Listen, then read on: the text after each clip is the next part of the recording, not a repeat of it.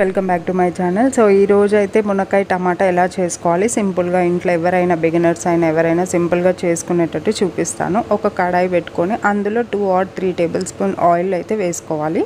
అది కొంచెం హీట్ అయిన తర్వాత మినపప్పు అయినా శనగపప్పు అయినా ఏదైనా వేసుకొని, ఎందుకంటే అవి ఆయిల్లో వేస్తేనే అవి కొంచెం గట్టిగా ఉంటాయి కాబట్టి తొందరగా ఉడికిపోతుంది అనమాట. సో వేసుకున్న తర్వాతకి నేనైతే 2 పెద్ద ఆనియన్స్ చిన్నగా కట్ చేసుకున్నాను అనమాట. స్లైసెస్ లాగా కట్ చేసుకోకుండా చిన్న కట్ చేసుకొని అది బాగా కలుపుకోవాలి, మిక్స్ చేసేసుకోవాలి. సో అది చాలా ట్రాన్స్పరెంట్గా అయిపోవాలి. ఆనియన్స్ అలానే పచ్చిగా అట్లా ఉన్నప్పుడే ఏమి వేయకూడదు.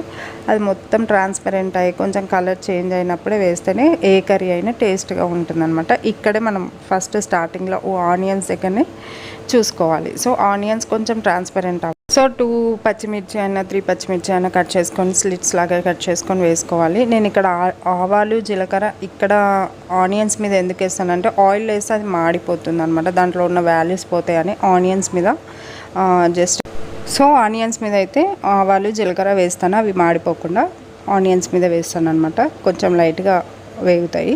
తర్వాత మన కరివేపాకు వేసుకొని బాగా మిక్స్ చేసేసుకోవాలి. సో ఇట్లా బాగా మిక్స్ చేసుకున్నాక ఈ కలర్ షేడ్లో వచ్చినాక నేను 3 టమాటాస్ కట్ చేసి వేసాను. చిన్న పీసెస్ లాగా కట్ చేసి బాగా వేసి బాగా మిక్స్ చేసేసుకోవాలి. సో ఇది బాగా సాఫ్ట్ అయిపోవాలన్నమాట.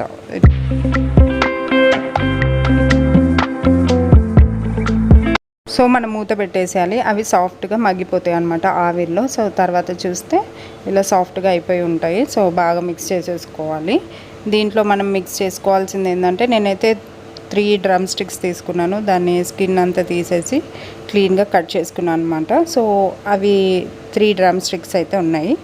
ఆ 3 డ్రమ్ స్టిక్స్ ఇట్లా నీట్గా చేసుకొని ఇందులో వేసేసుకోవాలి. సో మునక్కాయలు వేసేసుకొని ఇవి బాగా మిక్స్ చేసుకోవాలి. సో ఇది బాగా మిక్స్ చేసేసుకొని ఆయిల్ టమాటా ఉల్లిపాయలు అన్నీ దీన్ని పట్టించిన తర్వాతకి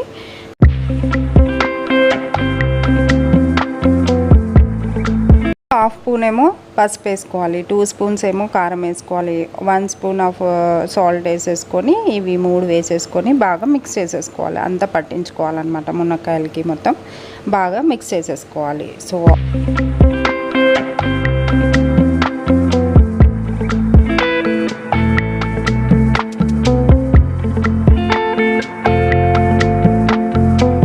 ఇప్పుడైతే అల్లం పేస్ట్ వేసుకోవచ్చు, లేకపోతే అప్పుడే గార్లిక్ జింజర్ మొత్తం కట్ చేసుకొని అప్పుడే మనం దంచేసుకొని ఇవి కూడా వేసుకోవచ్చు. నేనైతే నా దగ్గర ఉన్నది వేసేసాను.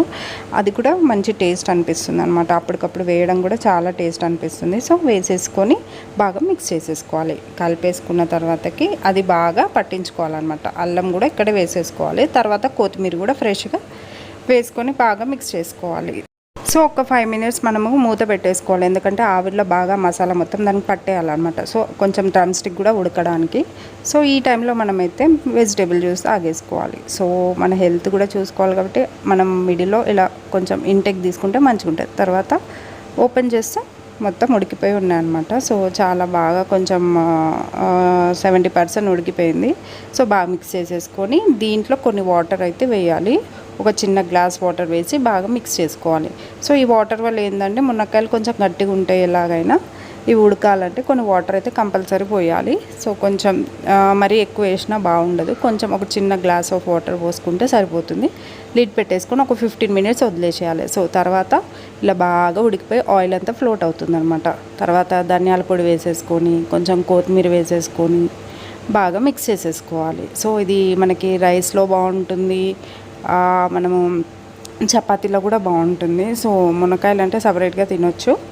సో ఇట్లా కొత్తిమీర చల్లేసుకొని మనం మంచిగా సర్వ్ చేసుకోవాలి. సో ఇది చాలా వేసుకున్నాక ఒకసారి మిక్స్ చేసేసుకోవాలి. బాగా మిక్స్ చేసేసుకొని అది ఉడికిందో లేదో ఒకసారి టేస్ట్ చేసుకోండి. మునక్కాయ అంటే ఇలా అంటే సాఫ్ట్ అయిపోతుంది. సో ఉడికింది. సో ఇలా అప్పుడప్పుడు మనం టేస్టీగా చేసుకోవచ్చు అనమాట. మీరు కూడా ట్రై చేసి చూడండి. Please do subscribe to my channel. Thank you so much.